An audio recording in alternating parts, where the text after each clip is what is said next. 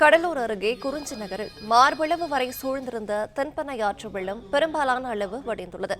விவரங்களை தருகிறார் நம்முடைய செய்தியாளர் பாண்டியராஜன். பாண்டியராஜன், வணக்கம். இது குறித்தான மேலும் விவரங்களை பகிரலாம்.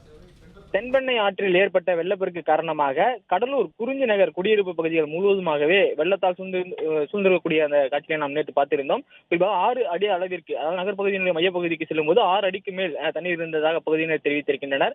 நேற்று நாம் செய்தி சேகரிக்கும் போது மார்பு அளவிற்கு அந்த பகுதியிலே தண்ணீர் இருந்தது.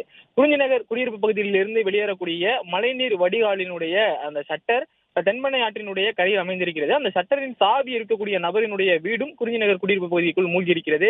அந்த சட்டரை திறப்பதற்கான முயற்சியை செய்திருக்கிறார்கள். ஆனால் நீரின் அளவு அதிகமாக இருந்ததன் காரணமாக சட்டரை உடைப்பதில் தாமதம் ஏற்பட்டிருக்கிறது. அதன் பிறகு தென்பெண்ணை ஆற்றில் வெள்ள நீர் வடிந்திருக்கக்கூடிய நிலையில் அந்த சட்டரினுடைய கதவுகளை உடைத்து குறிஞ்சி நகர் பகுதியில் இருக்கக்கூடிய அந்த தண்ணீரை வெளியேற்றக்கூடிய முயற்சி செய்திருக்கிறார்கள். இன்று பெருமளவில் அந்த பகுதியிலே வெள்ள நீர் வடிந்திருக்கிறது. குறிஞ்சி நகர் குடியிருப்பு பகுதியில் இருந்து உறவினர் வீடுகள் மற்றும் முகாம்களில் தங்கியிருந்த பகுதி மக்கள் வீடுகளுக்கு வந்து வீடுகளில் இருக்கக்கூடிய பொருட்களை எல்லாம் வெளியே எடுத்து வைக்கக்கூடிய அந்த காட்சிகளை நம்மால் பார்க்க முடிகிறது. கடலூரை பொறுத்த வரைக்கும் தென்பெண்ணை ஆற்றின் அந்த கழிமுக பகுதி இருக்கக்கூடிய இடம், கடலுடன் ஆறு கலக்கக்கூடிய இடம், அந்த இடத்தில் இருக்கக்கூடிய அந்த குறிஞ்சி நகர், குண்டு உப்பளவாடி உள்ளிட்ட பகுதிகளில் தான் அதிக அளவில் மழைநீர் தேங்கி இருந்த உள்பகுதியில இப்போ இந்த குறிஞ்சி நகர் பகுதியில் இருக்கக்கூடிய மழை வெள்ளம் முற்றிலும் வடிந்திருக்கிறது. குண்டு உப்பளவாடியை பொறுத்த வரைக்கும் கடற்கரைக்கு அருகில் இருக்கக்கூடிய ஒரு குடியிருப்பு பகுதியாக இருக்கிறது. அந்த பகுதியிலும் மழைநீர் தற்போது வடிய தொடங்கி இருக்கிறது.